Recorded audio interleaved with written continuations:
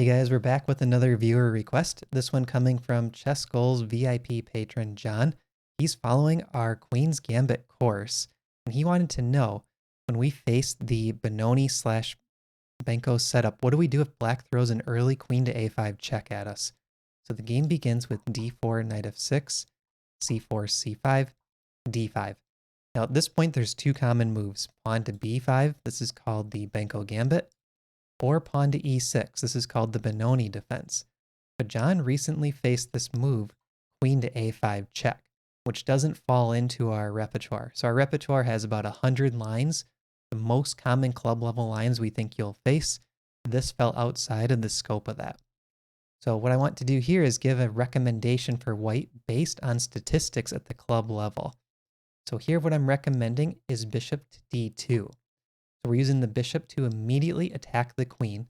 This is not only the strongest move, but white is also winning 57% to black's 39% at the club level. Now here, 87% of players drop the queen back to b6. And the idea is black wants to pressure the b2 pawn. But this is where things get fun. If you remember this line, queen a5 check, bishop d2, queen drop back, all you have to know is remember that you can get away with knight c3, allowing black to capture the pawn. And most players will capture this pawn on b2. That's the reason they put their queen on b6 in the first place, is to attack the pawn on b2. So after queen takes b2, that's a blunder already. White is in winning territory. So here we can play rook to b1, attacking the queen. The knight guards a2, so the only free square is queen to a3. Now we play knight to b5. Knight attacks the queen. Knight threatens to come to c7, which is a fork between king and rook, winning the rook in the corner. And at this point, the black queen will play queen takes a2.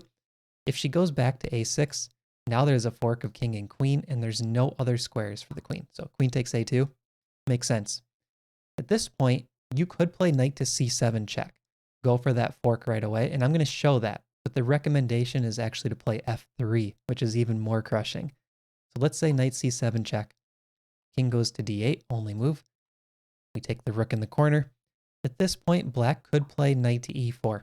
And even though the position is still winning for white, I think it's just giving black a little bit more play than we need to. And we can stop that play by starting with move 8, pawn to f3.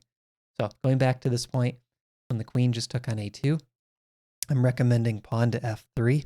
And at this point, we had 11 club level games in my database. White won all 11. No draws. So after pawn to f3, that knight does not have access to the e4 square. That's the whole point of this move. It looks strange though, I know.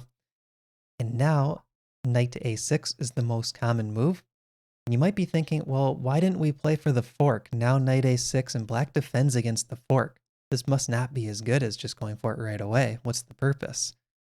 Well, here we can play rook to a1, attacking the queen. And if you look at available squares for the queen, she has two.